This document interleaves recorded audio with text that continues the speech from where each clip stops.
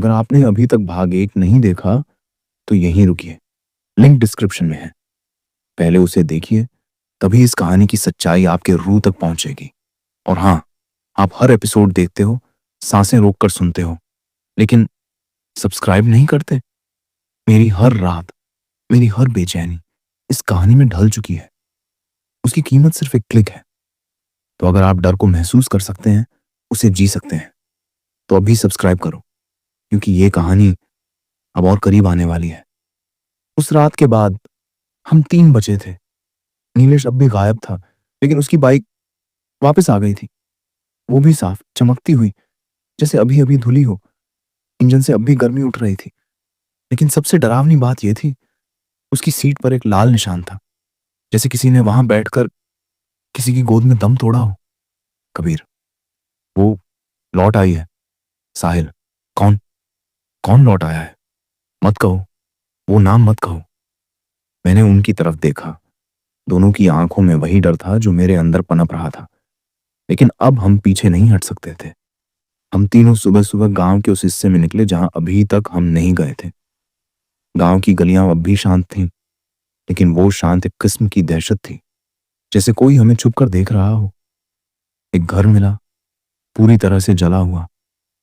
दीवारों पर छपे हाथों के निशान थे, जल चुके, अधूरे। उसके बीच में एक तस्वीर मिली, एक महिला की, आर्मी यूनिफॉर्म में। उसके नीचे लिखा था, लेफ्टिनेंट आन्या राणा। साहिल कांपते हुए, ये वही है, वही लड़की जिससे मैंने सपने में। कबीर धीरे से, उसके हाथ में दिल था। वो कोई सपना नहीं था। मैंने दोनों की तरफ देखा और मुझे पहली बार एहसास हुआ, ये सिर्फ ट्रिप नहीं थी, ये एक बुलावा था। हमें यहां बुलाया गया था, किसी के द्वारा, जो अब भी यहीं था। हमारे पास एक कैमरा था, साहिल का। उस रात उसने टेंट के बाहर रिकॉर्डिंग लगाई थी। हमने उस फुटेज को देखा। 2:47 पर नीलेश टेंट से बाहर निकला। वो कैमरे की तरफ नहीं देख रहा था। उसकी आंखें खुली थीं, लेकिन जीवनहीन।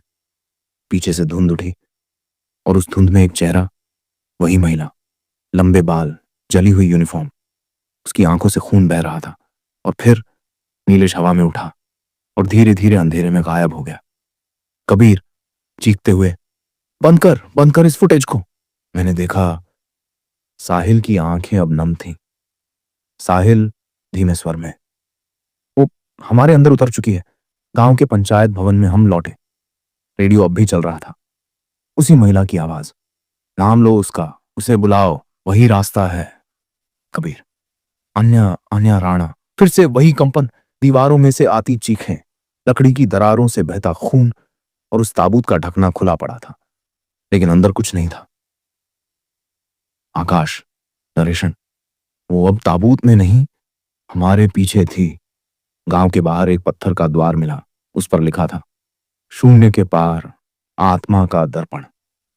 हम तीनों ने एक साथ वो द्वार पार किया और सामने एक पुराना सेना का आउटपोस्ट, बर्फ में आधा दबा हुआ। अंदर घुसते ही अजीब सी ठंड, लेकिन पसीने से शरीर भीग गया। दीवारों पर लिखी इबारतें, हमें वहां नहीं भेजना चाहिए था। उसने सबको बदल दिया। हम ही दुश्मन बन गए। एक रूम में एक प्रोजेक्टर मिला। उसमें एक वीडियो चली। 1971, एक प्रयोगशाला, आन्या राणा एक प्रयोग के लिए चुनी गई थी।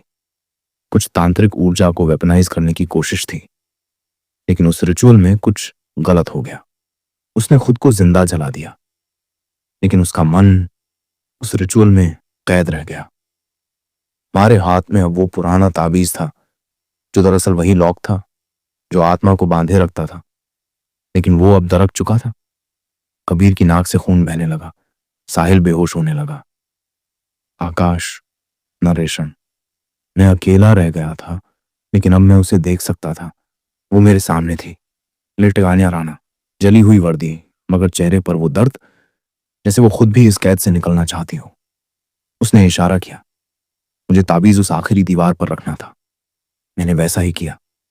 दीवार कांपी, एक तेज चीख गूंजी और सब कुछ अंधेरे में चला गया। जब आंख खुली, मैं वहीं पड़ा था। गांव गायब था, सिर्फ बर्फ थी और शांति, लेकिन एक डरावनी शांति। साहिल उठ चुका था। कबीर अब भी बेहोश था, लेकिन नीलेश साहिल, नीलेश, वो वहां है, देखो। दूर एक आकृति बर्फ में चलती हुई, लेकिन उसके पीछे कोई परछाई नहीं थी। हमने बाइक उठाई, पीछे मुड़कर नहीं देखा। 1 साल बाद मैं अब भी नाइटमेयर्स में वही आवाज सुनता हूं। नाम लो उसका। साहिल कहीं बाहर चला गया। कबीर एक मेंटल असाइलम में है और नीलेश अब भी लापता।